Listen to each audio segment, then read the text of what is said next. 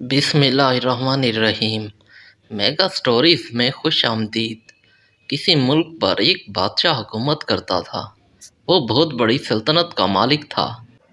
उसका कोई वारिस ना था। उसकी 7 बेटियां थीं और कोई भी बेटा नहीं था। वो जब बहुत ज़्यादा खुश होता तो अपनी लड़कियों को बुलाता, उनको एक लाइन में खड़ा करके पूछता, मुझे बताओ तुम किसका खाती हो, किसका पहनती हो। हर बार जब भी पूछता तो उसकी छोटी बेटी जवाब में कहती, मैं अल्लाह का खाती हूँ और उसकी दी हुई नेमतों पर ऐश करती हूँ।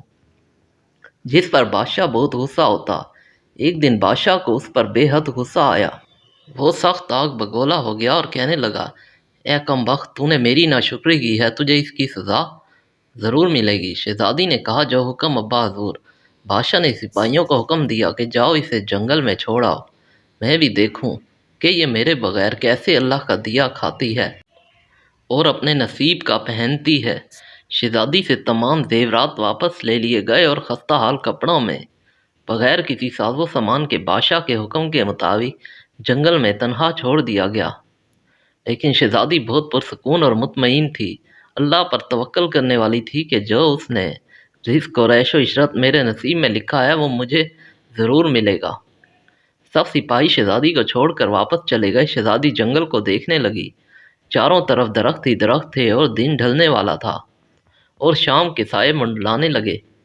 शहजादी ने सोचा, क्यों ना कुछ लकड़ियां जमा कर लूं ताकि रात को आग जलाऊं, फिर कोई जंगली जानवर आस पास नहीं आएगा और रात भी गुजर जाएगी। शहजादी जंगल में से लकड़ियां इकट्ठी करने लगी कि उसकी नज़र एक झोंपड़ी पर पड़ी, जहां बाहर एक बकरी बंधी हुई थी और अंदर से खांसने की आवाज़ आ रही थी।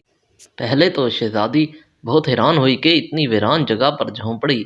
खैर, जब वो झोंपड़ी के अंदर दाखिल हुई तो क्या देखती है कि एक बूढ़ा ज़हीफ एक चारपाई पर लेटा है और खांसते खांसते पानी पानी पुकार रहा है।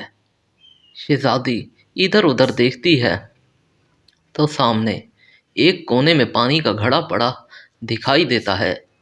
वो बूढ़े ज़ईफ़ को पानी पिलाती है और झोंपड़ी की सफाई भी करती है। इतने में बूढ़ा ज़ईफ़ शहजादी से पूछता है कि बेटी, तुम कौन हो और इतने बड़े जंगल में क्या कर रही हो। तब शहजादी नहीं बताती कि वह यहाँ तक कैसे पहुँची है।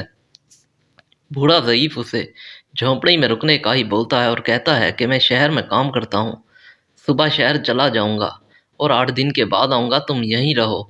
झोंपड़ी में खाने का सामान मौजूद है और नदी भी पास मौजूद है, तुम वहाँ से पानी भर लेना। सुबह को वो बूढ़ा शख्स शहर चला गया और शहजादी झोंपड़ी में अकेली रह गई। शहजादी अकेली झोंपड़ी में रह जाती है। वो बकरी का दूध निकालती, आधा खुद इस्तेमाल करती और आधा बाहर रख लेती, एक रात को कोई भूखा प्यासा जानवर इस्तेमाल कर ले।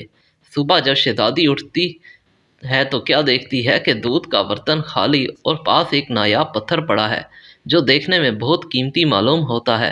तब शहजादी को याद आया कि बचपन में उसने सुना था कि जब कोई नायाब सांप बहुत खुश होता है तो वह एक ऐसा पत्थर उगलता है जिसकी कीमत हीरे जवाहरात से भी महंगी होती है। शहजादी बहुत हैरान हुई और दिल में सोचने लगी कि शायद सांप भूखा था, इसलिए दूध पीकर खुशी में वो नायाब पत्थर छोड़ गया। फिर वो पत्थर उठाकर अपने पास रख लेती है और फिर अगली रात शहजादी बर्तन में दूध रख देती है और अगली सुबह जब देखती है तो फिर वही नायाब पत्थर पड़ा होता है। ऐसा करते करते 7 दिन गुजर जाते हैं और शहजादी के पास 7 नायाब पत्थर जमा हो जाते हैं। उस दिन बूढ़ा शख्स भी आ जाता है। तब शहजादी उसे पत्थर दिखाती है और सारा वाक़या बताती है और उसको 3 कीमती पत्थर देकर कहती है कि शहर जाकर ये बेच दो और आते वक्त अपने साथ महल बनाने वाले मजदूर ले आना। बाकी 4 कीमती पत्थर शहजादी गले में हार बनाकर पहन लेती है। कुछ ही महीनों में जंगल में एक आलीशान महल तैयार हो जाता है जिसमें बूढ़ा शख्स और शहजादी रहने लगते हैं। ऐसा खूबसूरत महल जिसमें हर आराइश, नौकर चाकर, दुनिया की तमाम नेमतें मौजूद होती हैं।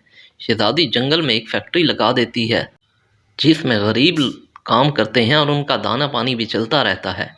देखते ही देखते जंगल शहर नुमा बन जाता है और दूर दूर तक धूम मच जाती है कि शहजादी बहुत रहमदिल है। ये खबर ऐसे ही बादशाह तक पहुंच जाती है तो बादशाह के दिल में इश्तियाक होता है کہ دیکھوں تو صحیح کہ یہ کون ہے جس کی اتنی تعریف ہوتی رہتی ہے۔ بادشاہ شہزادی سے ملنے کے لیے سپاہیوں کے ذریعے پیغام پہنچاتا ہے۔ شہزادی کے سپاہی جب شہزادی کو بتاتے ہیں تو شہزادی یہ حکم دیتی ہے کہ بادشاہ سلامت، ہم ایک شرط پر مل سکتے ہیں کہ وہ اپنی تمام بیٹیوں کو ساتھ لائے۔ سپاہی جا کر بادشاہ کو پیغام دیتے ہیں تو بادشاہ اپنی تمام بیٹیوں کے ساتھ شہزادی کے محل جاتا ہے۔ شہزادی ان سب سے ملتے وقت چہرے پر نقاب کر لیتی ہے اور ان کے لیے 7 رنگ کے کھانے پیش کرتی ہے، اور ہر کھانے کے ساتھ اسی رنگ کا جوڑا اور زیورات پہن کر آتی ہے۔ محل کی شان و شوکت اور شہزادی کا انداز بادشاہ اور باقی تمام شہزادیوں کو بہت حیران اور متاثر کرتا ہے۔ آخر میں بادشاہ شہزادی سے کہہ ہی دیتا ہے، تم میری بیٹی کی جگہ پر ہو اور میں بھی تمہارے کہنے پر اپنی تمام بیٹیوں کو تمہارے پاس لایا ہوں، پھر ان سے یہ پردہ کس لیے؟ بہت اصرار پر شہزادی کہتی ہے، ٹھیک ہے میں تیار ہو کر آتی ہوں۔